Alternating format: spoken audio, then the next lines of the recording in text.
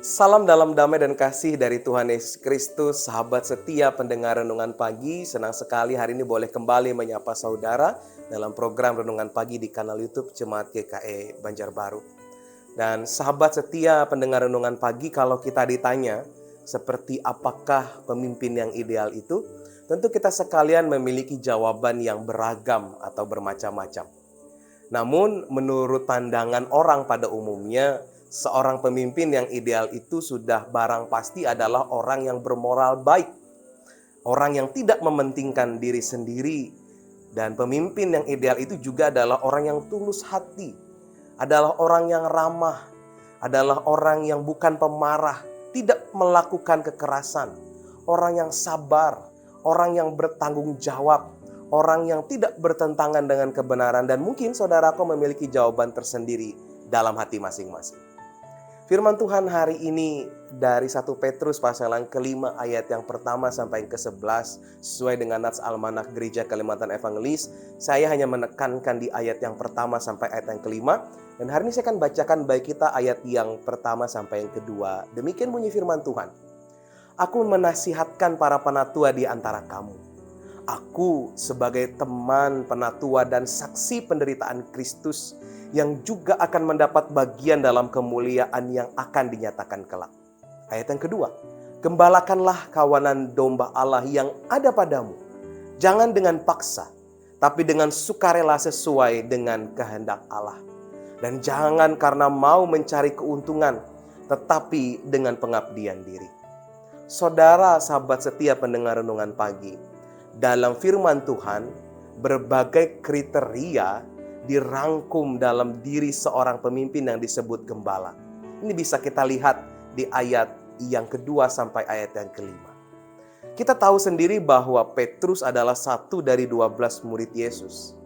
Ia juga adalah satu dari 3 orang yang menyaksikan Kristus dimuliakan. Dalam kehidupan sehari-hari, Petrus juga sering kali berperan sebagai juru bicara para murid atau yang sering kita kenal dengan para rasul. Petrus juga menyaksikan peristiwa dari kematian sampai kebangkitan Tuhan Yesus Kristus. Firman Tuhan sendiri pun juga mencatat pula di dalam Kisah Para Rasul bahwa Petrus sendiri adalah orang yang berkhotbah pada hari Pentakosta dan menjadi sokok guru jemaat di Yerusalem. Namun yang menarik adalah ketika ia menulis surat kepada para pemimpin jemaat atau gembala jemaat, ia menyebut dirinya sebagai teman para penatua.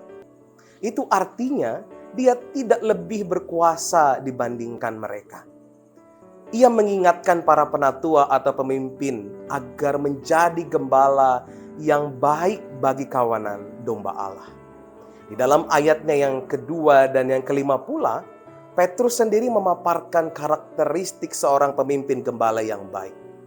Karakteristik pemimpin rohani yang baik diantaranya adalah pertama, menyadari bahwa mereka sedang menggembalakan kawanan domba Allah dan bukan miliknya sendiri.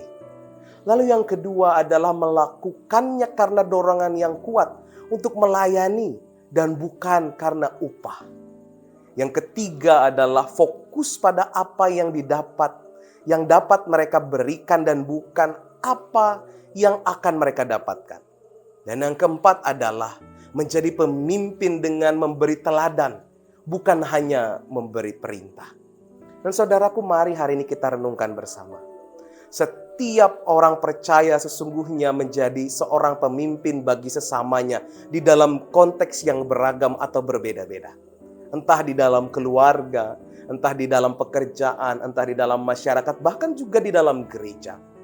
Oleh sebab itu, apapun peraturan yang kita buat, hendaklah kita memimpin dan dalam kepemimpinan kita senantiasa sejalan dengan kriteria di atas. Jangan sampai kepemimpinan yang kita jalankan tidak menjadi berkat dan tidak membangun mereka yang kita pimpin. Mari bersama kita menjadi pemimpin yang memiliki kriteria seperti Kristus. Tuhan memberkati kita semua. Mari kita berdoa. Ya Allah kami di dalam Tuhan Yesus Kristus, terima kasih untuk sapaan firman-Mu di pagi hari ini.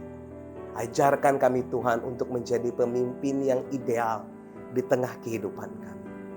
Ajarkan kami Tuhan menjadi orang-orang yang bertanggung jawab dan memiliki kriteria-kriteria pemimpin yang baik seperti apa yang Petrus sudah sampaikan kepada para tua-tua jemaat. Mampukan kami melewati hari ini dan segala aktivitas kami, pekerjaan kami, pendidikan kami maupun apapun yang kami lakukan hari ini. Berkatilah ya Tuhan.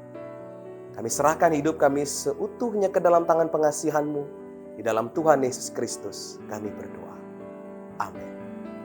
Sampai bertemu dan waktu dan kesempatan. Kasih Tuhan Yesus Kristus memberkati kita semua.